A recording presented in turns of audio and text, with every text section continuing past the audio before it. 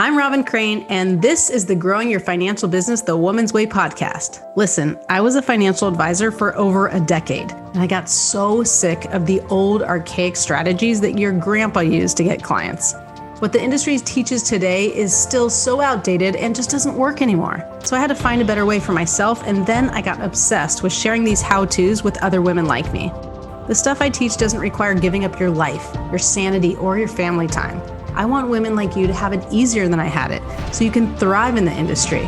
I've now helped thousands of women grow their financial businesses to multiple six figures, some even seven figures per year. So on this podcast, you're going to get an inside look at how they did it so you can do it too. Let's dive into the show. Hey, I am here with Yanely Espinal, who is the Director of Educational Outreach, the Next Gen Personal Finance, and creator of MissBeHelpful.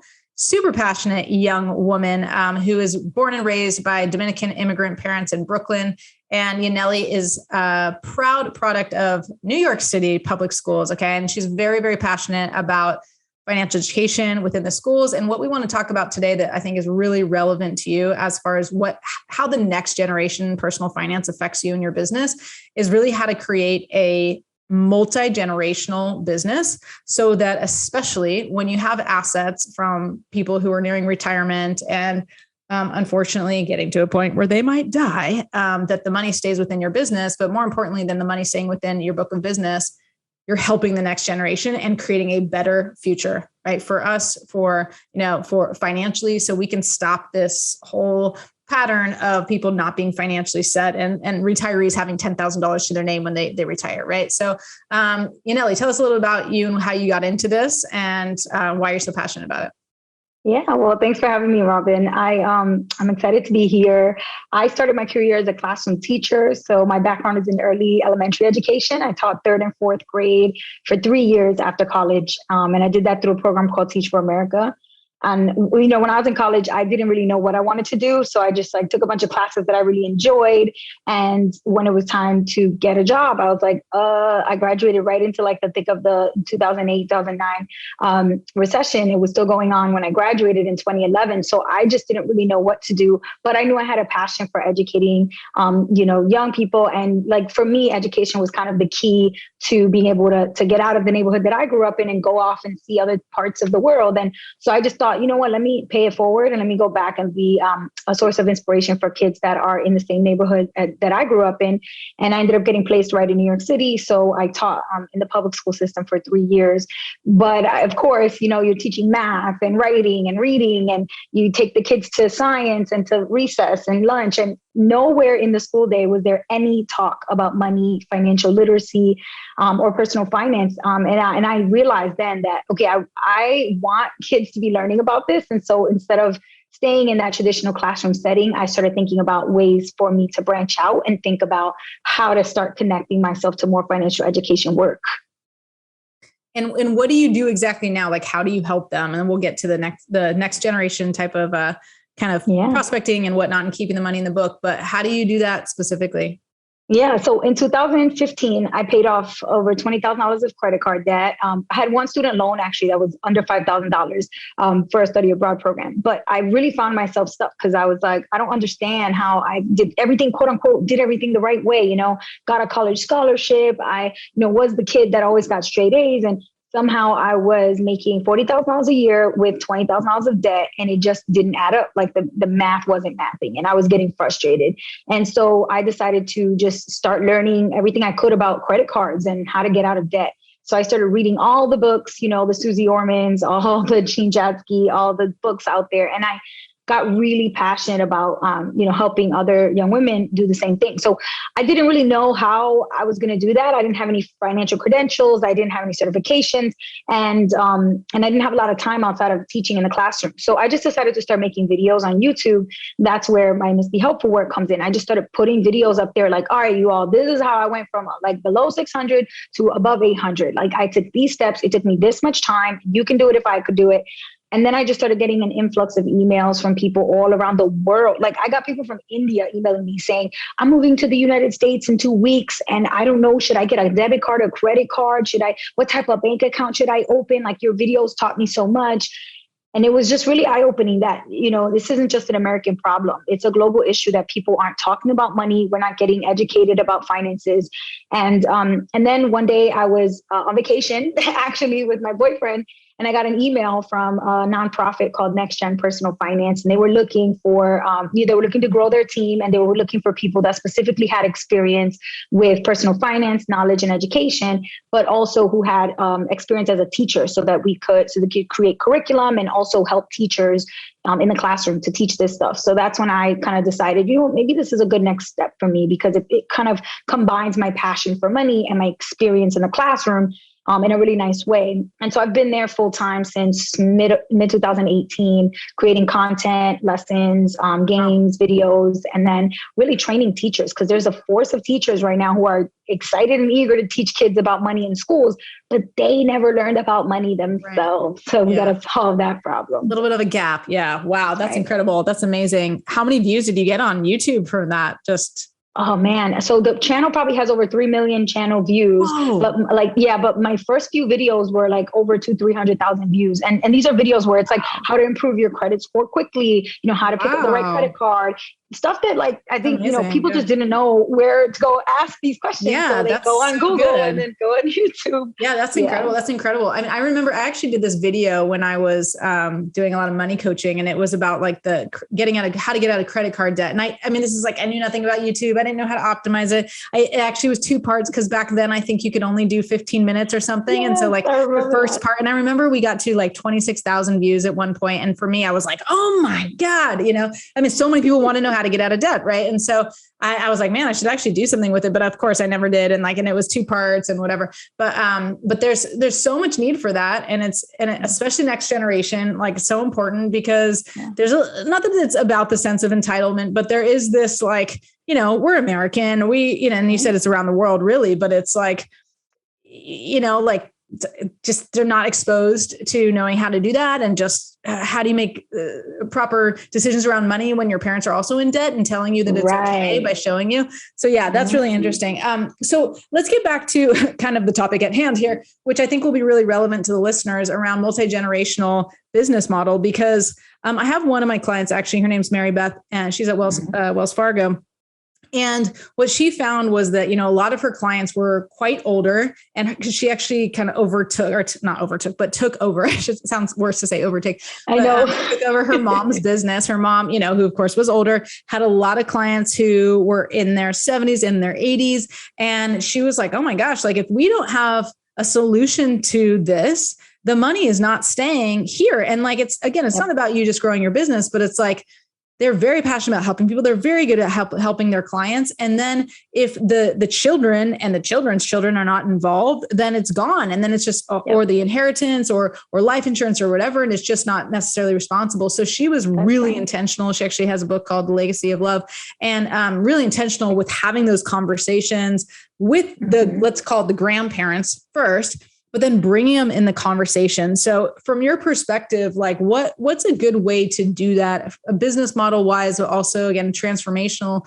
impact wise for advisors, so that they can be starting these kids off early to know the right habits? Yeah, well, I mean, I think it's critical to involve them for a number of reasons. So I'll start with the why first, and then we'll talk about how, because I do think they're slightly different, but they both really matter. And I think the big why is, I mean, there's 2 kind of big phenomena that happen. And one is really specifically with women. I think that there's a statistic out there that's a third of women are poised to inherit a ton of wealth, a really large amount, trillions, tens of trillions of dollars by the end of the decade. So this is an unprecedented amount of money moving into the hands of women. And specifically, we're talking about in the US within the next, 5 to 8 years. So we need to start thinking about what's that going to look like? What's going to happen in that shift? Most women who inherit wealth like that, they immediately change the advisor who's been working with the money before, because it was probably in their husband or their father's, or, in somebody else's, under their management and under their decision-making power. And women want to work with other women, and women want to work with somebody that they feel like they can trust, that they feel like isn't, explaining to them in a way that is condescending or that doesn't include them fully and doesn't make them feel like informed and educated and empowered. So I think that as women who own businesses around money, finance, or anything that deals with, empowerment, around economic empowerment, it is our job to focus on multi-generational businesses, because when these women who inherit all of this wealth, this is, again, unprecedented, take on this wealth, they're really looking for that type of a relationship with their money managers and advisors. And they're going to be focusing on the things and the people that they care most about, which happens to be their families, their children, right? And so when they're sitting down with you to talk about, does it make sense to have a 529 plan for my kid? And you say, that could be a good opportunity, especially being that you are telling me that your goals are to have this kid go to college. Let's discuss what that might look like. Let's not discuss it in a vacuum. Let's bring that kid into the conversation. Ask if they're willing to meet you and the child together in a meeting. And I know this sounds a little more like therapy than financial coaching or financial management, but I do think that this is the future we should be envisioning when it comes to conversations about money. Because then if that, regardless of the gender of the child, once that child is now in full control of their money, they now trust you. They know you. They've been, involved in discussions with you. And there's not likelihood that they're going to leave you for another business or for another manager. And so I think we need to start thinking about how to serve a family in its entirety. And when it comes to women specifically, that usually means them taking care of their parents and them taking care of their children. So it kind of goes in both ways, especially, my generation, millennials. We are really plagued right now with reaching back and helping our parents through their retirement, but also trying to plan for our own retirement. And then also a lot of us have children. So it's like, we have all these generations that we're trying to navigate and help financially at the same time. So thinking about that's really the why, I think, behind why your business should be thinking about making a shift to be inclusive of multiple generations. Yeah, let me just chime into that, because I'm like, girl, like, you are so speaking my language right here, because our whole mission is to create female empowered moneymakers. And I talk about this as far as like in the financial industry, we want femmes, we call them femmes. And we want you as a financial advisor to become a femme. Like, if you're not successful in the industry, you're leaving. And we need to increase the footprint of women in the industry to 50%, because the women that you're talking about, the young women, the older women, like they need your help, and they want to talk to a woman that understands them, that listens, that nurtures them, that's not just talking over their head. And unfortunately, that's the male dominated industry. And they're talking numbers, and they're talking proposals, and they're talking charts, and talk to me like I'm a human. Don't talk to me like about my accounts, talk to me. Right. And so this is not happening because of the male dominated industry. And so when I talk about this femme movement, it's like all about creating women in financial services to stay in the industry because they're more successful and be more empowered, but also creating femmes, like your clients are these female empowered moneymakers. Like, let's take a young girl who's going to go to college, and she understands she has a 529 plan, and her parents are putting money away now for the future. And she gets to see that, like, she's empowered. She's an empowered moneymaker, wealth maker, like wealth creator, all those things. And like, that's how we have to get women part of the conversation. And so I'm like, oh my gosh, this is like part of our movement. We've really defined this now of like this femme movement, because we need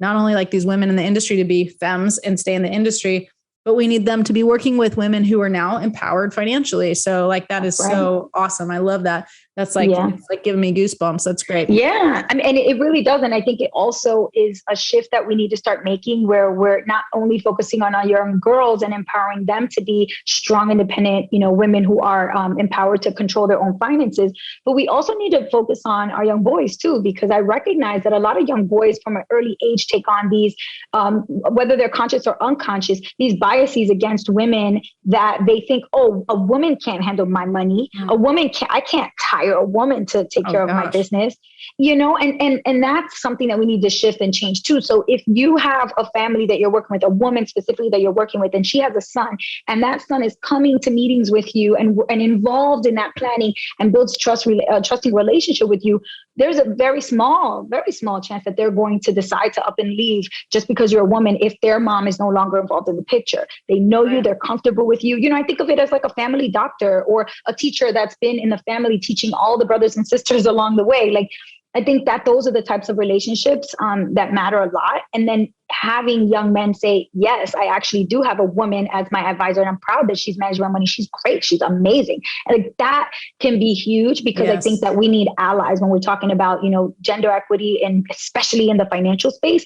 We need allies in our male counterparts to say, we want to hire women to manage our money. Because that's something that, I got to say, I'm a millennial. I don't know a lot of millennial men who have women managing their accounts or trust women to coach them financially because they have these biases, and whether they want to talk about them or not, they have internalized this message that, men are supposed to be the ones in control of the money.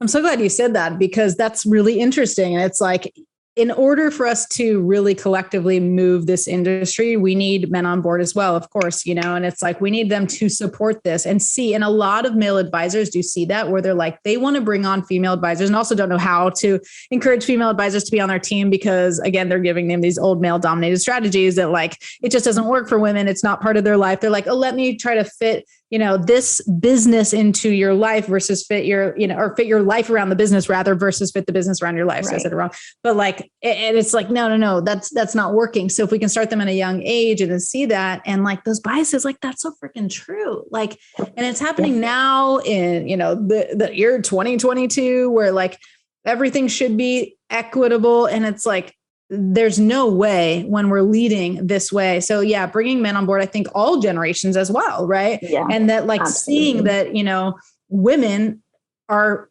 better at it. Women are nurturers. Women are better listeners. Like we need more of a footprint of women in the industry. And then we need the men on board to support that. One of the first people I actually interviewed for the podcast is he was at my second episode, Ron Carson, total male, like been in the industry 30 years. And I even remember like seeing one of his videos when I was first a financial advisor. And it was very much like, he has the confidence stance, with his hands in a triangle type of thing. And like, he was clean shaven at the time. And I didn't tell him this, but he'd probably listen and laugh. And he was talking about how to get clients. And he was talking about going golfing with your buddies. And I was like, dude, like, I don't have buddies. I was 29 years old. I don't golf. Like, and can you imagine me with like 6-year-old dudes trying to golf at 29 years old, girl, like, and I'm athletic, but not that athletic.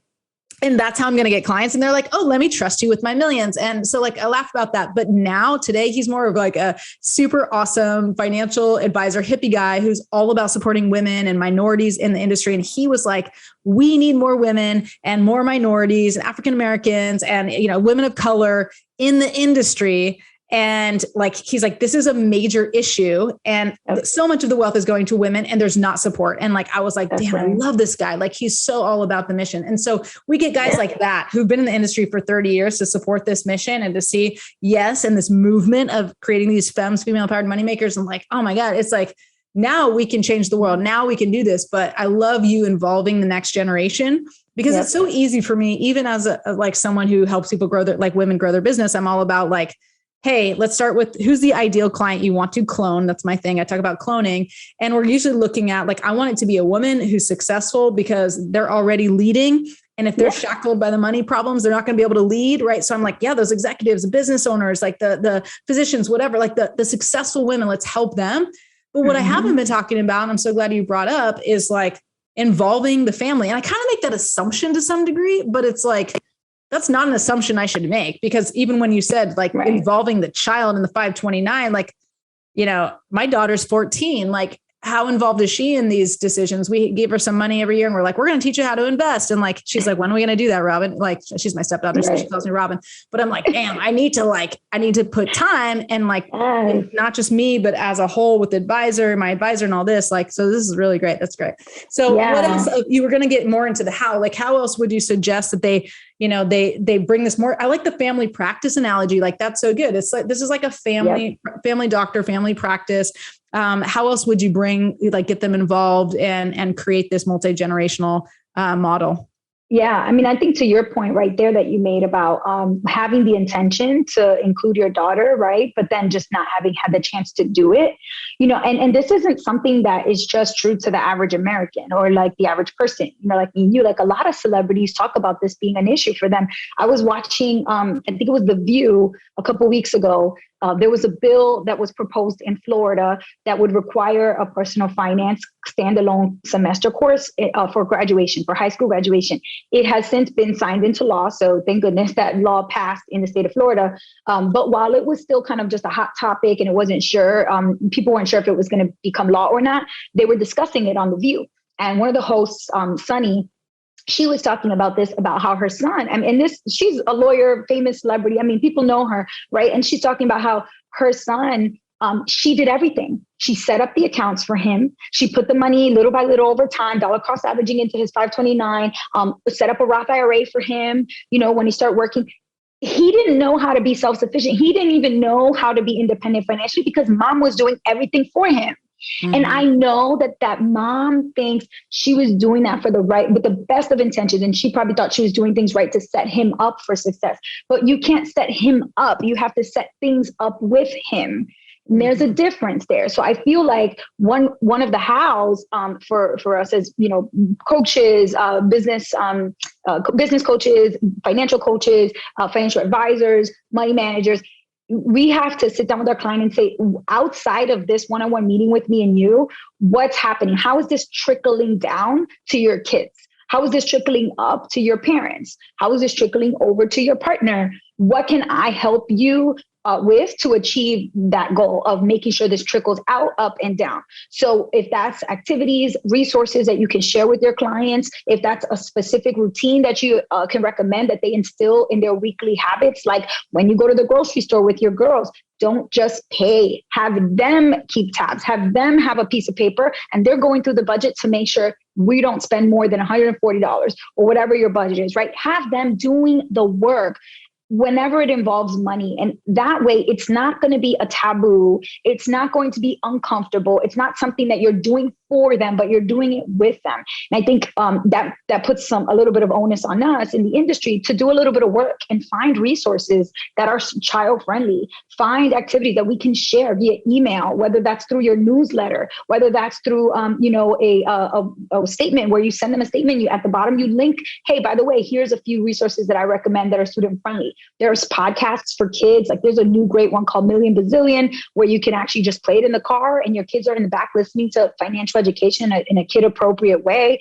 Like these resources are out there. It's going to take some time for you. And maybe that means you just put 30 minutes, every 2 weeks on your calendar to source really good resources on the web that you can then recommend to your clients so that you're doing more than just servicing their individual needs, but really helping them trickle it down, up, and over in their families.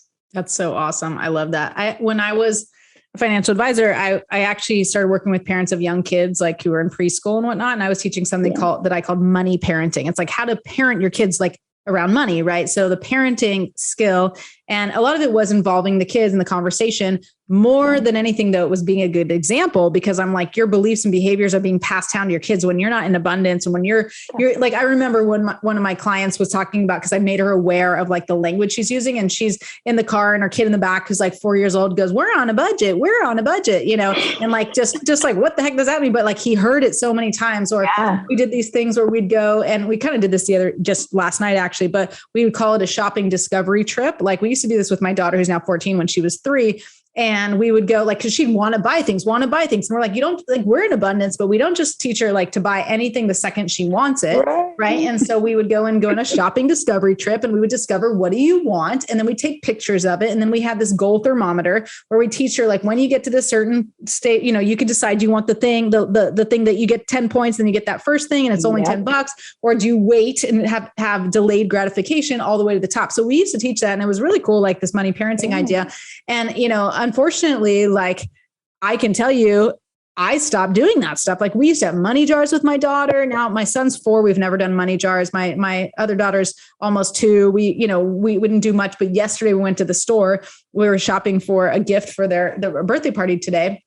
And my daughter, who's almost 2, is starting to pull the dolls, it's all packaged out, but she's like, here's, taking this doll, and she's dragging the box with the doll in it, and then she's grabbing something else. And this one woman who was probably in her, mid 60s was like, I said, oh, well, she's not going to take that home. Like she has plenty of dolls at home. Like she doesn't need that. And she's like, is she going to have a tantrum? Like, is she going to freak out? And I'm like, no, like we're not going to let her freak out. If she does, she's going to be busted. Like we don't like just buy whatever we see. And I said, we take a picture of it. And if she wants it, her birthday's next month. If she wants it, then that could be something on her list, so we're teaching the kids to some degree because we're really like intentional with our money. Right. But then, I'm looking at some of the things we do and we're like, Amazon arriving every other day. My husband likes to spend money on Amazon. So it's like, oh, there's just constant abundance. And the other thing that happened that was awesome the other day when we were actually at Walmart, there was like some family begging for money and stuff, like right outside of Walmart. Okay. This is actually why we went to Walmart yesterday again,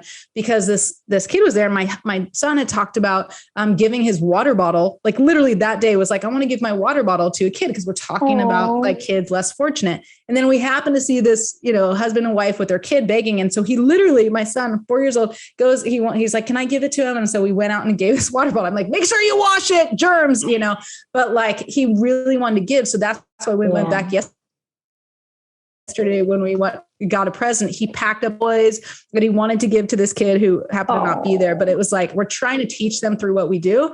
But at the same time, sometimes we completely ignore it and we don't think about it. And we just spend money like it's water. And it's like, so being super conscious of it, I think is really important. And then I love the idea, like if my financial advisor said, hey, your daughter should be on the call with us, like, cause we're talking about her future. And, if my advisor, she was like, let's bring her, like, I really respect that because I'm like, oh, thank you for helping me. Cause it's already overwhelming for me to do this and bring it to my kids. So we need the advisors to lead this so that the busy moms and parents aren't going to be like, oh, I don't have time because I say I don't have time. I don't have energy. I don't have the attention.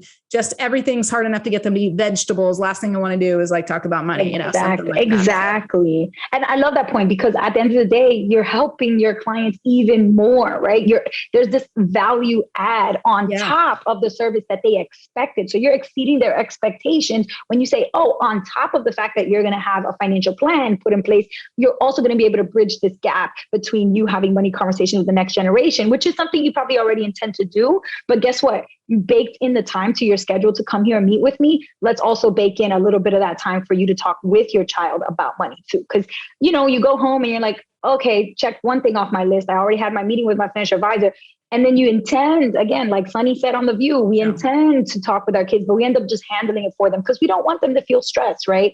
But I think that the intention and the impact are very different. We intend to help them when the impact is actually that they don't have a clue what to do about money. And that's really not the outcome that we want as parents. And so definitely, I think your role as an advisor is really a powerful one because you can empower your clients to have those conversations right in that space and design a plan where they don't have to just talk about their kids. They can talk to their kids and you can help them through that. And like you said, I love the fact that having visuals and charts and things so that the children can see the actual progress and get those messages in a visceral way. Like every time I rip a ticket, every time I color in another bead, every time I add to my temperature, to my thermometer, these are things that they will always be able to anchor back to goals and working towards goals around money. Yeah. And even with I remember we used to have people come to my talks and stuff and they'd want to know how much do I pay my kid in allowance, and I'm like, well, that's less important than first of all, do you want them to be a job type of person where it's per hour or per project, or do you want it to be more like a business? It's like being intentional about that, understanding all those things you're teaching your kids. You have to work hard for the money, type of things, it's being indoctrinated. Right. So there's so many good nuggets here. I love it. We can talk about this all day, but we won't. We'll leave them hanging. So tell them where, tell them where to find you. This is so good. This is great. Yeah. Oh, thank you so much. So if you want to learn more about just my own work with posting content, creating content, you can find me on YouTube or Instagram, MissBeHelpful, MissBe Helpful. I've been doing a lot of speaking engagements, youth conferences, women's conferences. So if you're looking for a speaker, I love doing that work. And then if you're looking for something more in the traditional education space, you can follow me with my work at NGPF, ngpf.org. And you can also just reach out to me, Yanely at ngpf.org. And then finally, I've just recently joined last year the CNBC Financial Wellness Council. So I've been doing a lot of work with them around, hosting events and spreading the word about financial wellness. And this year in 2022, we're really focusing on Financial Literacy Awareness Month, which is the month of April, in trying to promote more financial literacy resources. So on my Instagram, I'll be posting a lot of books for early literacy around money, ideas, topics, themes, lessons, and also resources that will help parents save money for their kids, for college funds, for vacations, for toys, for whatever it is. And then also learning about investing when it comes to teaching kids about building wealth and investing, how to do that, and sharing resources around that. Because everybody's like, oh, I love the idea, but where do I go to help my kids buy a stock, right? So just lots of different resources around that as well. Wow, that's amazing. Get on that, ladies. Get on that. That was so good. That's so good. Well, thank you all for joining us. This has been amazing. And we'll see you next time on Growing Your Financial Business the Woman's Way.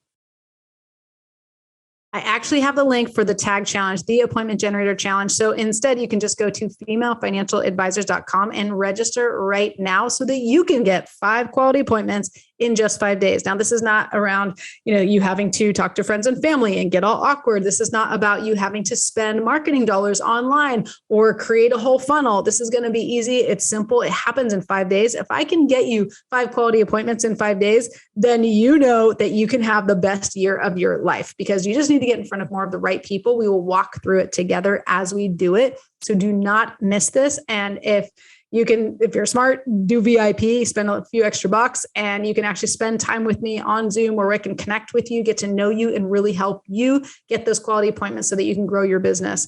And go ahead again, register at femalefinancialadvisors.com. You'll find it all there. It's coming up very, very soon. So make sure to register, claim your spot, get in on this, get excited about it, block your calendar, because you need to spend about an hour to an hour and a half a day with me on the Thursday, Friday, Monday, Tuesday, Wednesday, so that you can get these results. And it does work. The most appointments I think we got in those 5 days. Someone, I think it was Dana, got 33 appointments. So you could be my best student and go well beyond the 5 quality appointments. Go to 10, go to 15, go to 20, and set yourself up for the best year ever. Can't wait to see you at the Tag Challenge. See you there. Thank you again for listening to Growing Your Financial Business the Woman's Way.